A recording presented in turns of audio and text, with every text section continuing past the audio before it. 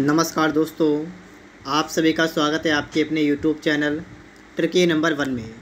दोस्तों, इस वीडियो में हम लोग उत्तर प्रदेश पुलिस कांस्टेबल के लिए हिंदी के प्रैक्टिस सेट को यहाँ पर सॉल्व करेंगे। और यहाँ पर आपके सामने जो प्रैक्टिस सेट है ये उत्कर्ष क्लासेस का है, तो आप लोग यहाँ पर देखिएगा। यहाँ पर आज हम लोग स्टार्ट करेंगे मॉडल टेस्ट पेपर 8। अगर आप लोगों ने इससे पहले के टेस्ट सॉल्व नहीं किए हैं तो आप लोग उनको भी सॉल्व कर लीजिएगा। उनका लिंक आपको इस वीडियो के डिस्क्रिप्शन बॉक्स में मिल जाएगा। साथ ही अगर आपको इसकी पीडीएफ चाहिए तो इसकी पीडीएफ आपको टेलीग्राम चैनल पर मिलेगी, तो आप लोग हमारे टेलीग्राम चैनल को भी ज्वाइन कर लीजिएगा। उसका भी लिंक आपको इस वीडियो के डिस्क्रिप्शन बॉक्स में मिल जाएगा। तो चलिए शुरुआत करते हैं। यहाँ पर सबसे पहले आपके सामने लिखा हुआ है, निम्नलिखित गद्यांश को पढ़कर क्रमांक 114 से 118 तक प्रश्नों के उत्तर दीजिए।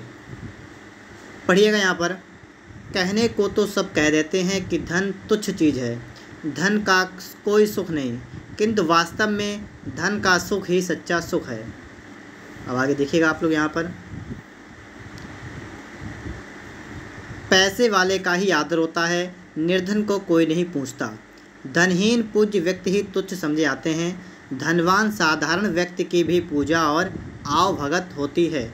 अवस्था में चाहे कोई कितना ही बड़ा हो, यदि उसके पास धन ना हो तो बड़ा नहीं समझा जाता। किसी बात में उसकी सम्मति तक नहीं ली जाती, परंतु पैसे वाली छोटी आयु के व्यक्ति की भी बात में पूछ होती है। ठीक है। धन हो तो प्रभाव, दबदबा, बड़प्पन, प्रतिष्ठा, आवश्यकताओं की पूर्ति, अच्छा खान पान, वस्त्र, मकान, सवारी आदि सब कुछ प्राप्त होता है। इसलिए सुखी वही है जिसके पास धन है, अन्यथा दुख ही दुख है। यदि कल्पना, आदर्श, भावना आदि बातों को एक को रख दिया जाए और यथार्थवादिता से काम लिया जाए तो पता चलता है कि धन का महत्व सच्चा है। रुपए पैसे के बिना संसार में कोई भी काम नहीं हो सकता। संस्कृत के एक कवि ने ठीक ही लिखा है कि जब भूख लगती है तब कविता को नहीं पिया जाता, केवल मंत्र पाठ करके किसी ने अपने कुल का उद्धार नहीं किया। इसलिए लोगों, तुम धन ही एकत्र करो, से सभी गुण सब निष्फल हैं। बड़े बड़े गुणी पुरुष धन के अभाव में जगह जगह मारे मारे फिरते हैं और जन्म भर दुख उठाते हैं। एक और कवि ने कहा है कि पैसा धर्म है, पैसा कर्म है और पैसा ही मोक्ष है। तो इस तरीके से आपको यहाँ पर एक पैराग्राफ दे रखा है और आपको बताना है, यहाँ पर प्रश्नों को पढ़ना है और इसके प्रश्नों के आपको आंसर देने हैं। तो देखिएगा, यहाँ पर पहला प्रश्न आपका है प्रश्न नंबर 114। इसमें आपसे कहा गया है कि आवभगत होती है, रेखांकित पद का अभिप्राय क्या है। आवभगत का मतलब क्या होता है? इसका मतलब होता है आदर सत्कार। ठीक है। पैसा वाला जहाँ कहीं भी जाता है उसका क्या होता है? आवभगत होती है। आपने पैराग्राफ में पढ़ा था, मतलब उसका आदर होता है। ठीक है। उसको सम्मान दिया जाता है अच्छी तरीके से, तो इसलिए यहाँ पर आदर सत्कार आपका यहाँ पर बन जाएगा। यथार्थवादिता से काम लिया जाए तो पता चलता है। यहाँ यथार्थ का आशय क्या है? यथार्थ का आशय क्या है? यथार्थ का अर्थ होता है जैसा है ठीक वैसा। क्या मतलब होता है? जैसा है ठीक वैसा। तो इसे कह सकते हैं हम लोग सत्य। ठीक है। क्या कह सकते हैं? सत्य या वास्तविक कह सकते हैं यथार्थ। यथार्थ का मतलब जैसा है ठीक वैसा। ठीक है। तो इसे कह सकते हैं सत्य या वास्तविक। संस्कृत के एक कवि ने ठीक लिखा, रेखांकित पद का सही स्त्रीलिंग क्या होगा? मतलब कवि का स्त्रीलिंग क्या होता है? कवि का होता है कवयित्री। मतलब तीसरे ऑप्शन में जो आपका शब्द लिखा हुआ है ये बिल्कुल सही है। ठीक है। कवयित्री। निम्नांकित में पुल्लिंग शब्द क्या है? पुल्लिंग।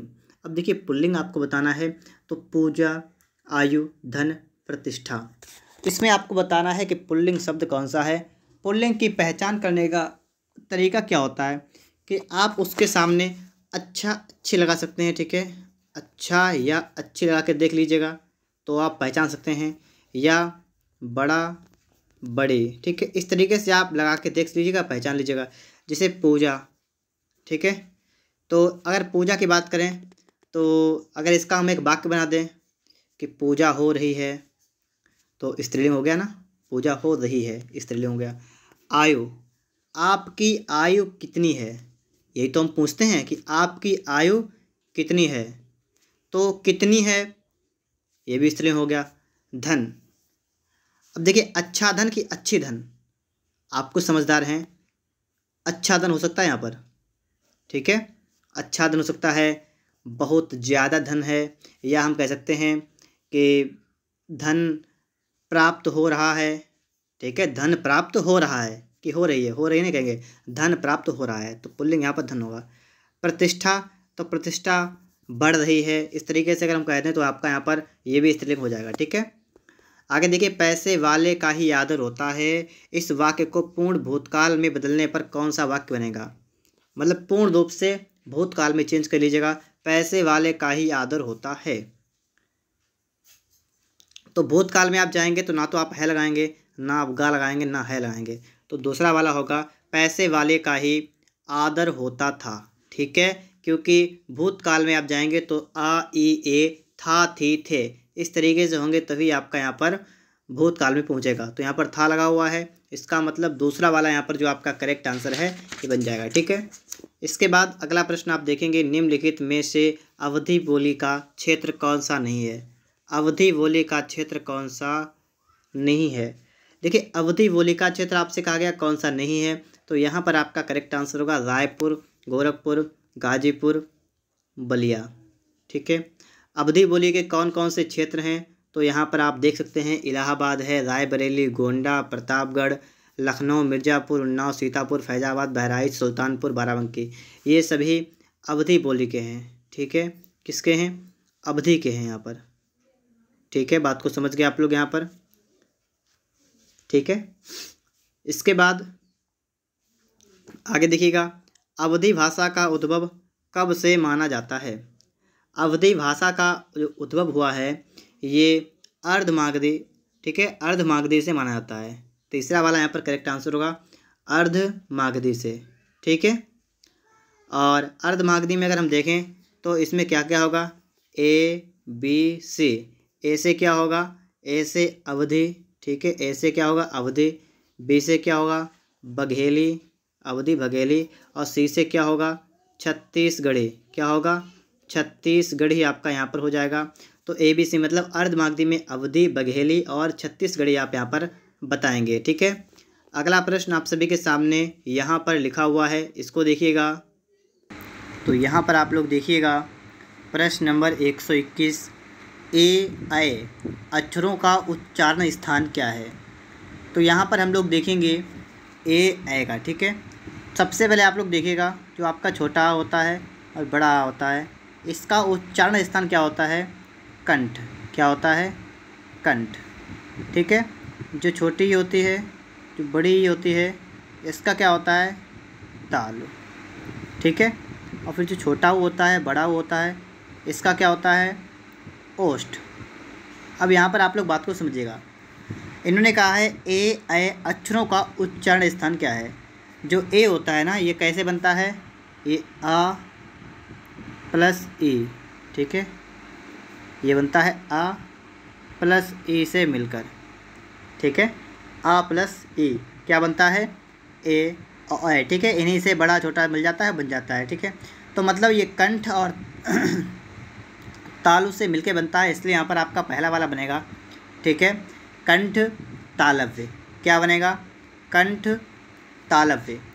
अगर हम कंठ और ओष्ठ की बात करें कंठोष्ठ से, इससे क्या बनेगा, तो मतलब कंठ और ओष्ठ वाले, आ प्लस ओ मतलब क्या बनेगा ओ, ठीक है, मतलब अगर ओ आ जाए या अ आ जाए तो आप बताएंगे कंठोष्ठ, ठीक है।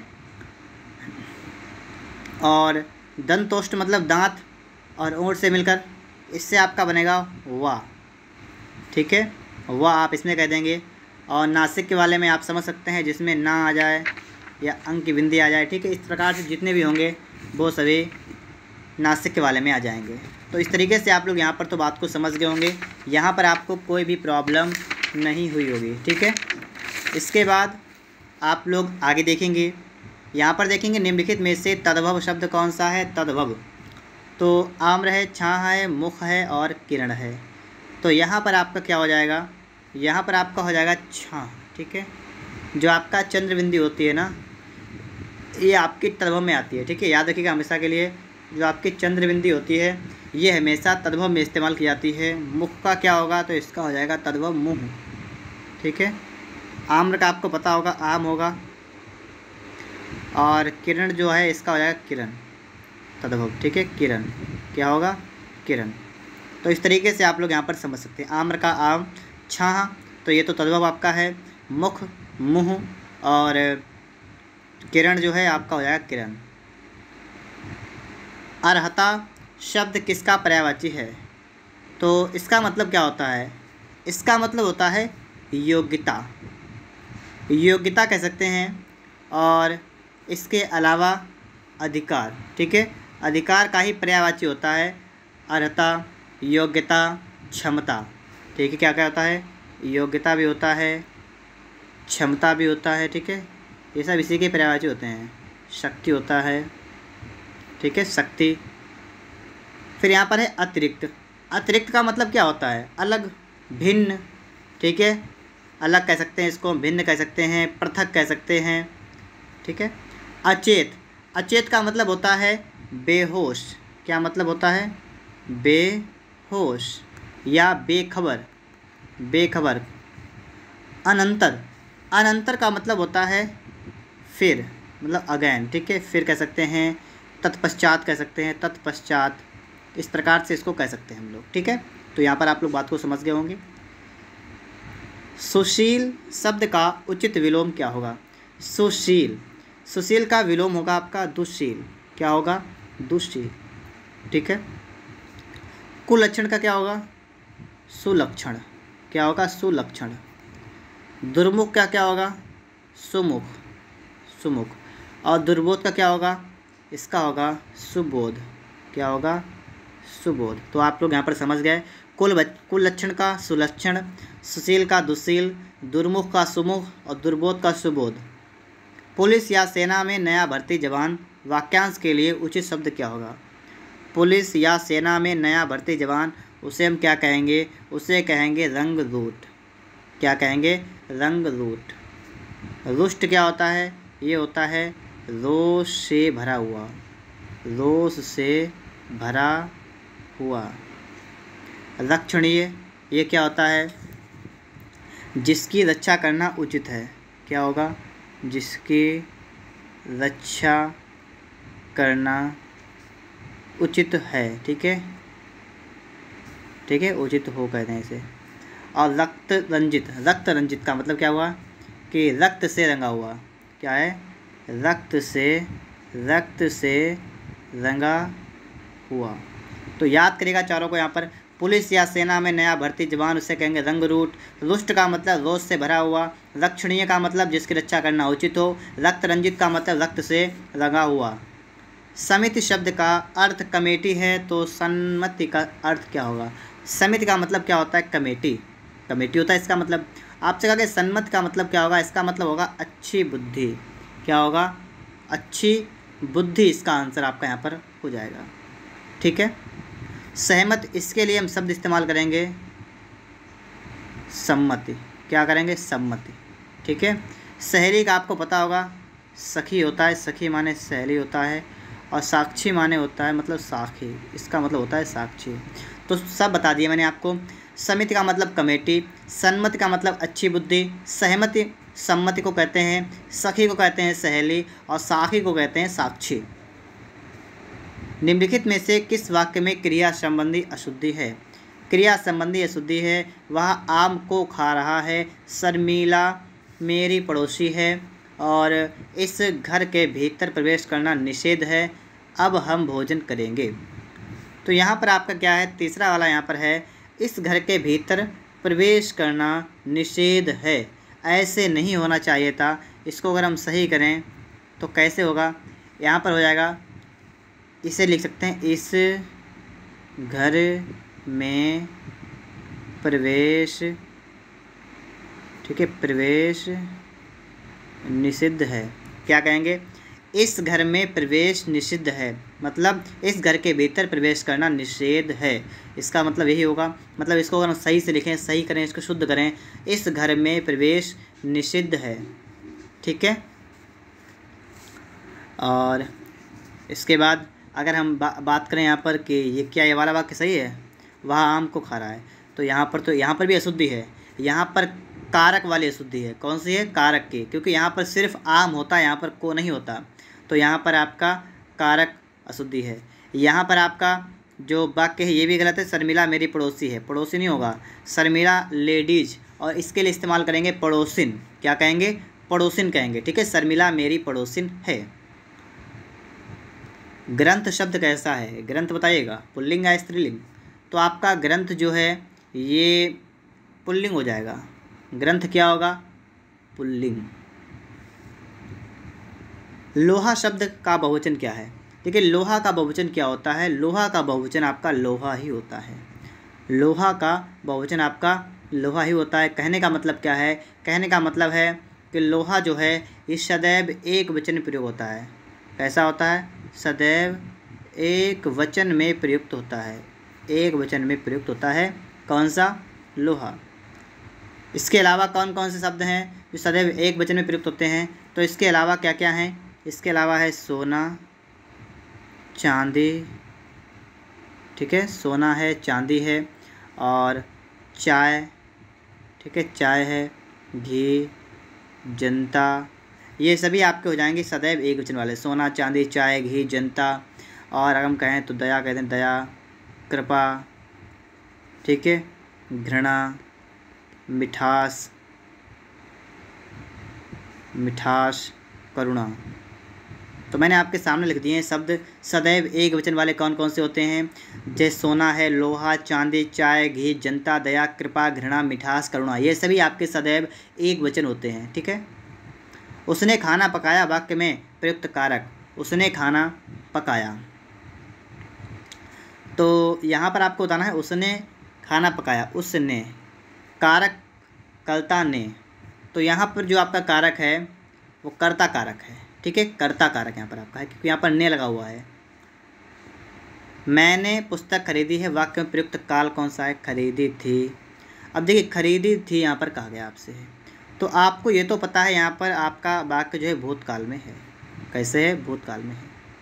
और यहाँ पर आपसे कहा गया खरीदी थी, तो जो खरीदी थी की बात की गई है, इसका मतलब ये जो आपका है, देखिए पहली बात तो था थे होता है, तो भूतकाल तो होता ही है, लेकिन यहाँ पर सामान्य होगा या पूर्ण होगा? तो यहाँ पर आपका पूर्ण होगा, ठीक है, पूर्ण वर्तमान। खरीदी थी, बहुत पहले की बात की गई, मतलब, ठीक है, बात को समझिएगा, इसलिए यहाँ पर आपका पूर्ण भूतकाल होगा। विजय ने मोबाइल तोड़ा, किस वाक्य का उदाहरण है? विजय ने मोबाइल तोड़ा, बिल्कुल सिंपल सा है आपके सामने, बिल्कुल, इसका मतलब कर्तवाच्य, ठीक है, क्या होगा?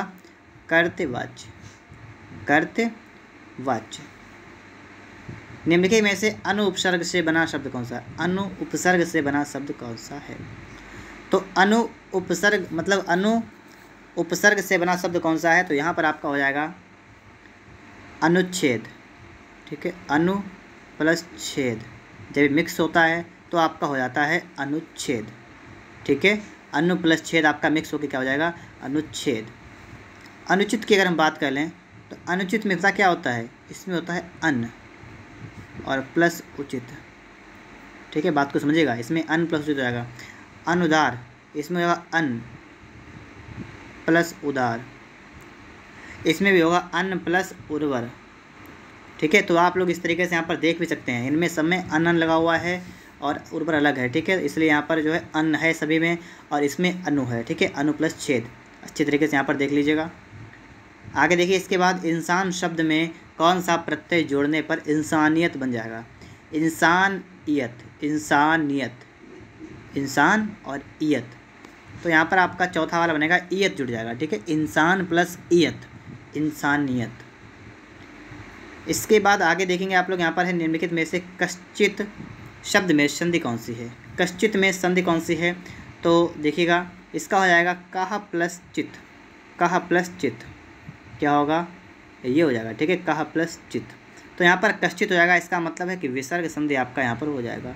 कौन सा हो जाएगा? विसर्ग संधि आपका हो जाएगा। कश्चित का मतलब क्या होता है? कोई, क्या होता है? कोई। इसके बाद आगे देखिएगा आप लोग, यहाँ पर निम्नलिखित में से उल्लास शब्द में संधि क्या है? उल्लास शब्द में संधि क्या है, डबल ला यहाँ पर है, इसका मतलब है आप इसको संधि विच्छेद करेंगे तो उत प्लस लास हो जाएगा, उत प्लस लास। यहाँ पर आपका व्यंजन संधि होगा, क्या होगा, व्यंजन संधि आपका यहाँ पर हो जाएगा, ठीक है। इसके बाद आप देखेंगे रघुनाथ शब्द में समास, रघुनाथ शब्द में समास, तो यहाँ पर कौन सा समास होगा, आपसे यहाँ पर ये पूछा गया है। रघुनाथ का मतलब होता है कि रघु का नाथ, मतलब कि रघु का है जो नाथ, अर्थात इसे हम कहते हैं श्री राम। क्या कहते हैं, श्री राम कहते हैं इसको, रघुनाथ को कहते हैं श्री राम। और जब नाम मतलब पता लग जाए आपको कि अर्थात ये अर्थात वो, ठीक इस तरीके से आपको पता लग जाए, इसका मतलब वहाँ पर आपका बहुब्रीहि समास ही होता है, ठीक है। क्या होता है, बहुब्रीहि समास यहाँ पर आपका बन जाएगा। इसके बाद आगे देखेंगे आप लोग यहाँ पर पान तंबाकू शब्द में समास। अब यहाँ पर देखिएगा, यहाँ पर तो आप बता सकते हैं कि पान तंबाकू जो है डैश लगा हुआ है, इसका मतलब द्वंद्व है, ठीक है, तो दूसरा तो नहीं होगा। लेकिन अब इनमें से कौन सा होगा, अब है इतरेतर वैकल्पिक समाहार, इनमें से कौन सा होगा। तो यहाँ पर आप देखेंगे पान तंबाकू, पान तंबाकू का मतलब है पान कामा तंबाकू, ये सब अलग अलग टाइप के शब्द हैं यहाँ पर। तो जब ऐसे होते हैं तो यहाँ पर आपका हो जाएगा समाहार द्वंद्व, ठीक है। समाहार, समाहार क्या होगा, द्वंद्व समास, मतलब पान तंबाकू मतलब तंबाकू में पान लगाई जाती है। इसी प्रकार से हम कह सकते हैं धोती कमीज, ठीक है, क्या कह सकते हैं, धोती कमीज, तो मतलब धोती को पहनते हैं साथ में कमीज को पहनते हैं, इस तरीके से आपके होते हैं समाहार वाले, ठीक है। आगे देखिएगा, मैं जानता हूँ कि तुम कितने ईमानदार हो, वाक्य में किस विराम चिन्ह का उदाहरण है। मैं जानता हूँ कि तुम कितने ईमानदार हो, वाक्य में यहाँ पर आप देखिएगा यहाँ पर कौन सा चिन्ह है, विस्मयादिबोधक चिन्ह लगा हुआ है ना, तो विस्मयादिबोधक आपका यहाँ पर बन जाएगा। दमड़ी के 3 होना, मुहावरे का उचित क्या है, दमड़ी के 3 होना मतलब कि अत्यंत सस्ता होना, अत्यंत सस्ता होना। अंत भले का सब भला, लोकोक्ति का उचित अर्थ, अंत भले का सब भला मतलब शुभ कार्यों का फल शुभ होता है। अगर आप अच्छे काम करेंगे तो आपको उसका फल अच्छा मिलेगा, अगर आप गलत काम करेंगे तो आपको उसका फल भी गलत मिलेगा, ठीक है। अगला प्रश्न आप देखेंगे, साधारणीकरण आलंबन धर्म का होता है, यह मत किसमें इनमें से किसका है। ये मत है आचार्य रामचंद्र शुक्ल का। क्या मत है, साधारणीकरण आलंबन धर्म का होता है, ठीक है। अगला प्रश्न आपका है कि वह छंद जिसके चरणों में केवल वर्णों की संख्या नियत रहती है। क्या है कि वह छंद जिसके चरणों में केवल वर्णों की संख्या नियत रहती है, ये होता है आपका मुक्तक। क्या होता है, मुक्तक होता है। नाक का मोती अधर की कांति से, बीज दाड़िम का समझकर भ्रांति से, सुदेख कर सहसा हुआ शुक मौन है, सोचता है अन्य शुक यह कौन है। कौन सा अलंकार है, तो अलंकार की अगर हम बात करेंगे तो यहाँ पर आपका भ्रांतिमान अलंकार है, ठीक है। कौन सा है, भ्रांतिमान अलंकार है। इसके बाद ठीक है, और भ्रांतिमान क्यों है, क्योंकि यहाँ पर आपने देख लिया है भ्रांति लगा हुआ भी है, ठीक है, आप इस तरीके से समझ सकते हैं। शतरंज के खिलाड़ी कहानी किसकी है। शतरंज के खिलाड़ी पहली बात तो एक कहानी है, और कहानी है प्रेमचंद की। कहानी किसकी है, प्रेमचंद की। प्रेमचंद की अन्य कहानियाँ भी हैं, अगर हम उनको देखें तो एक है आपके नमक का दरोगा। क्या है, नमक का दरोगा। और बताएं आपको तो पूस की रात, पूस की रात ये भी उनकी कहानी है, ठीक है, पूस की रात। नशा कहानी है, नशा। कफन भी कहानी है, ठीक है, कफन भी है। और इसके साथ साथ में मुक्ति धन भी है। क्या है, मुक्ति धन उनकी कहानी है। और क्या क्या है, सज्जनता का दंड। क्या है, सज्जनता का दंड ये भी है, ठीक है। तो इस प्रकार से हैं प्रेमचंद की कहानियाँ। यशपाल को किस उपन्यास के लिए साहित्य अकादमी पुरस्कार मिला था। यशपाल को तेरी मेरी उसकी बात, तेरी मेरी उसकी बात के लिए 1976 में साहित्य अकादमी पुरस्कार मिला था, ठीक है, 1976 में। वह आप आ जाएगा वाक्य में प्रयुक्त सर्वनाम क्या है? वह आप आ जाएगा, मतलब क्या है यहाँ पर? तो यहाँ पर है वह आप आ जाएगा, वाक्य में सर्वनाम। वह आप मतलब अपने आप आ जाएगा, अपने आप मतलब स्वयं के लिए है, तो निजवाचक सर्वनाम। ठीक है, कौन सा है? निजवाचक सर्वनाम है। स्वतः लगा हुआ हो, स्वतः ना हो तो आप लगा हुआ हो, या खुद लगा हुआ हो, खुद, तो समझ आएगा निजवाचक। मालिक नौकर से गाड़ी साफ करवाता है, बाकी प्रयुक्त क्रिया है करवाता है। एक होता है करना, एक होता है करवाना। तो जो आपका करना होता है वो सिंपल होता है, करवाना मतलब है प्रेरणार्थक होगा। ठीक है, क्या होगा? प्रेरणार्थक। पढ़ना, पढ़ाना, पढ़वाना, तो इस टाइप के शब्द होते हैं ना। पढ़ना वाला तो सिंपल होता है, पढ़ाना और पढ़वाना जो आपके आते हैं वो प्रेरणार्थक में आते हैं। ठीक है। हिमांशी थोड़ी शक्कर ले आई, वाक्य प्रयुक्त विशेषण क्या है? थोड़ी शक्कर, शक्कर है, थोड़ी है। अब थोड़ी की बात की गई है तो आप इसको देखिए, पहली बात तो संख्यावाचक आपका ये वाला नहीं हो सकता है, संख्यावाचक तो आपका ये वाला होगा नहीं, क्योंकि चीनी है, चीनी को आप गिन तो सकते नहीं, तो आपका परिमाणवाचक होगा। अब थोड़ी की बात की कि थोड़ी निश्चित है अनिश्चित, तो थोड़ी तो आपके अनिश्चित में आएगी, अनिश्चित में आएगी तो आपका अनिश्चित परिणामवाचक परिमाणवाचक विशेषण आपका यहाँ पर बन जाएगा। निम्नलिखित में से शुद्ध वाक्य का चयन कीजिए। शुद्ध वाक्य आपको यहाँ बताना है, निम्नलिखित में से शुद्ध वाक्य का चयन कीजिए। तो यहाँ पर आपका है चौथा वाला, किसी दूसरे से यह काम करा लीजिए, किसी दूसरे से यह काम करा लीजिए। ठीक है, तो इस तरीके से हमारी वीडियो यहीं पर समाप्त होती है। अगर आप सभी को वीडियो पसंद आया है तो आप लोग इसको लाइक और चैनल को सब्सक्राइब जरूर करिएगा।